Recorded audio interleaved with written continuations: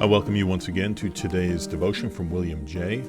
Today we are going to be looking at the book of Deuteronomy, chapter 20, verse 1. And the Bible says, "When you go out to war against your enemies and see horses and chariots and an army larger than your own, you shall not be afraid of them, for the Lord your God is with you, who brought you up out of the land of Egypt." Deuteronomy 20, verse 1.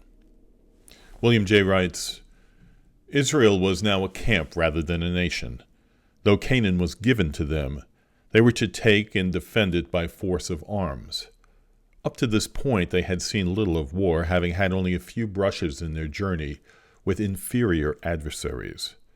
But things would soon become more serious, and they would see horses and chariots and of people more numerous than themselves. Therefore they would be apt to alarm, and it was necessary for them to know what they had to embolden them.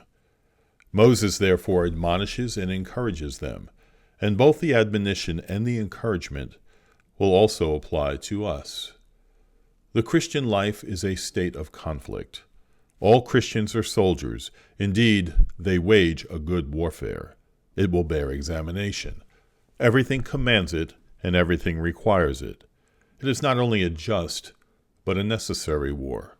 All that is valuable is at stake, and we must conquer or die.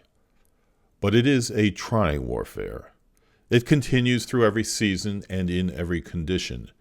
It is here admitted that the forces of their enemies may be very superior to their own number, both in wisdom, vigilance, and might. Therefore there is a danger of dread and alarm. And fortitude is the virtue of a warrior, and none needs it more than the man who wrestles with all the powers of darkness. And none has more grounds for courageousness than he. If he considers his foes and himself only, his confidence will fail him. But he has something else to consider. First, the divine presence. For the Lord your God is with you. God is all-wise and almighty. Nothing is too hard for the Lord, and if he is with us, they that are with us are more than they who are with them. Greater is he that is in us than he that is in the world. Secondly, his work, who brought you up out of the land of Egypt. To the Jew this was not only proof, but a pledge. It not only showed what he could do, but it was a voucher of what he would do. For he is always the same and will not allow what he has done to be undone.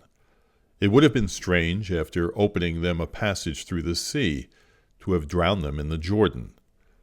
What would he have done for his great name, after placing himself at their head and leading them to the land of promise, if he had allowed them to become overcome by the way?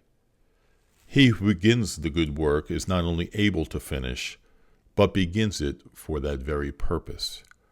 He that spared his not own son, but delivered him up for us all, how shall he not with him also freely give us all things?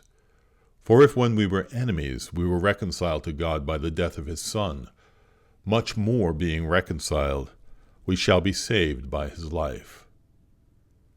Grace will complete what grace begins, to save from sorrows or from sins, the work that wisdom undertakes.